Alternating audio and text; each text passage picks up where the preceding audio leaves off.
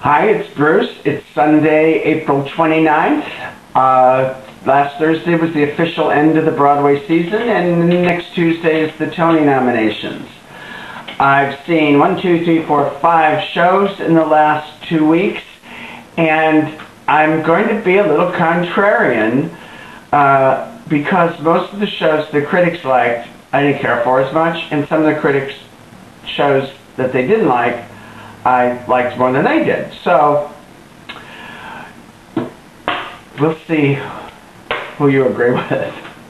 All right, I'm going to go first with a show that has a lot of fans and got very good reviews. Peter and the Starcatcher, which is at the Brooks Atkinson. I love Peter Pan stories. I love fairy tales. I love fables. I did not like Peter and the Starcatcher. Okay, it's a play by Rick Elise, and it's directed by Roger Rees, he of the Tony-winning Nicholas Nickleby, a long time ago, when I was in my 30s or something. And Alex Timbers co-directed it. I went with 4 other people, and I knew another person in the audience, and I know somebody who was a friend who saw it also. And the those 6 people, and along with me, did not like it. So the critics were very, very positive. If you happen to go and you like this, I guess I'll understand. But if you go and you don't like it, I'll understand. Well, it started, we went the night before opening, so it was a critics' night, and I think it was packed with fans because I didn't know much about it except it was a prequel to Peter Pan and how the characters became Peter Pan and Captain Hook and Smee, all my favorite Peter Pan characters. And it started with all the cast coming on stage in a pose, and the lights go up, and half of that audience was cheering and cheering, and I thought, okay, they haven't done anything yet, but obviously these people are into it and are fans of the show because, you know. Then they started telling the tale at a breakneck pace using, if anybody remembers the 70s and story theater, great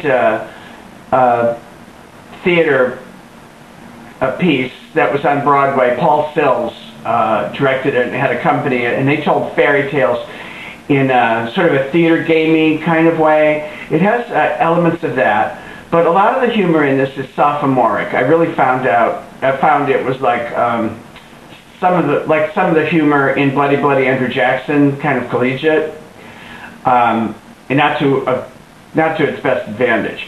Also, there are a lot of puns, and also there's a malapropisms. Like there's a character who just spouts out Italian words like tortellini when they mean advance or something. I don't know. None of this amused me at all. I'm sorry. I'm not a curmudgeon. I do like things. All right. However, Christian Borle plays the Black Stash, who turns out to be Captain Hook in the sequel, Peter Pan, and he's very amusing. At first he was sort of over the top and I thought it was just too much, but by the end he was just saving the piece for me. So I personally don't recommend Peter and the Starcatcher, but I guess it has its fans, and I don't want to stop you from going and taking sides. So that's Peter and the Starcatcher. I'll be back with more shows soon. I'm back, and one of the reasons I actually stopped was because I was sitting there remembering that I actually saw another show in the last 2 weeks, and I did not have the program with me. And I had to check to make sure I hadn't reviewed it already. All right, now this is the show the critics didn't like, and I'm not saying it's great. Don't Dress for Dinner at the American Airlines Theater presented by the Roundabout Theater Company. It's a farce, and it's the sequel to Boeing Boeing, written by Mark Camilletti, I believe his name is, and it stars one of my favorite actors, Ben Daniels, who was in Law and Order. No, I think he was in. I think he's out now. Law and Order UK. Jennifer Tilly, she who plays the same character all the time, but doesn't fail to make me laugh. And a very special performance by Spencer Caden. Now, this is a farce. It's not... if you know Boeing, that was like the perfect production of the perfect farce a few years ago, with Mark Rylance winning a Tony. And this isn't as good at all. But did I laugh? Yes. Now, it's not as many laughs, and it's a little tired and stretched out where they're trying to, where all the mistaken identities are happening, and it does get a little redundant. Jennifer Tilly, I thought was very funny, and this was a preview, and I wasn't expecting her to have as much stage presence or be assured of her lines, but she was quite commendable. But really the reason to see is Spencer Caden, who plays the cook who comes in to do a dinner, and then she's mistaken for someone's mistress, and all hell breaks loose. Well, if you want a few laughs and you can get a cheap ticket, I think seeing Spencer Caden in that is worth the money. The next play, which I was surprised didn't get great reviews, it got mixed reviews, but he got very good reviews, is The Columnist by David Auburn, starring John Lithgow. John Lithgow's really great in this role of a press person from the 60s who is a sort of a Vietnam hawk who's a friend of Kennedy's. Joseph Alsop is it's based on a real newspaper columnist, Joseph Alsop, who had a lot of power then and was sort of losing it at that time, losing his political connections.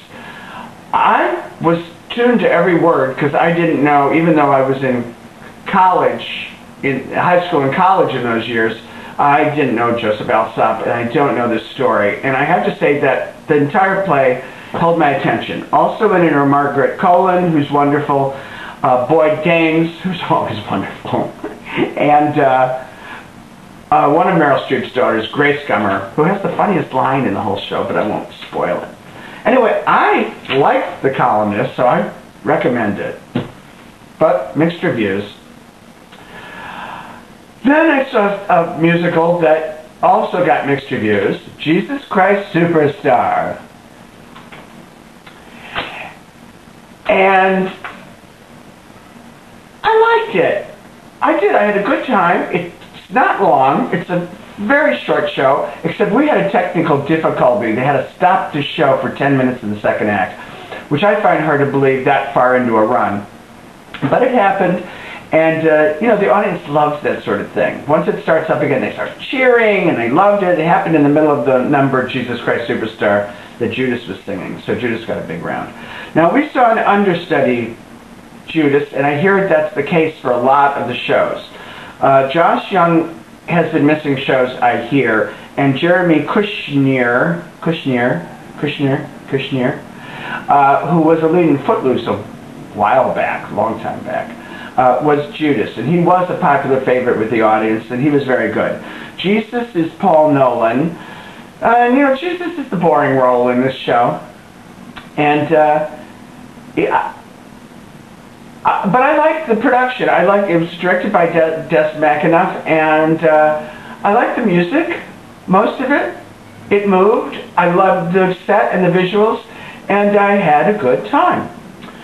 But if you want to see a really good Jesus, go see Godspell, because, well, I have a crush on that Jesus in Godspell. You know, what can I say? This Jesus is, sings better. All right, those of you who have seen my Godspell review know who my crush is. All right, 2 more shows to go.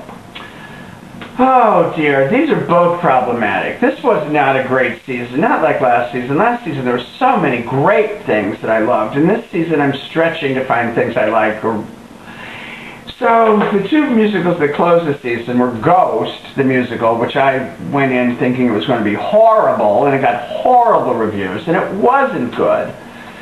But you know, it damn well kept my attention because the special effects were really good. The music isn't good, and I've almost forgot a lot of the story because I'd only seen the movie like once when it came out. So I was like, it kept my attention. And the special effects are very good. The music's by Dave Stewart, who is one of the Eurythmics, not the Analytics, the other one, Dave Stewart. And I mean, I don't want to recommend, I'm not recommending Ghosts, but I just want to say that if you get, I got a TDF ticket for $44, fourth row mezzanine, and there was enough to watch for historical value. If you like to see all musicals, just get a really, really discount ticket, and then you can see the special effects, and you can say, you know, it was a pile of crap. I didn't think it was quite as bad as the critics said, but I didn't think it was good. Do you understand that? I hope so. I hope you don't think I'm like, have no taste whatsoever. But, you know, at the end of the season, of a season that's not so good, you're like grasping for entertainment. Another show that grasps for entertainment is Leap of Faith. Oh, this is another one the critics didn't like, and I have to join them and say it has a lot of problems. It's got a great actor in the lead role, Raul Esparza. I'm not quite sure he's right for the role. And it has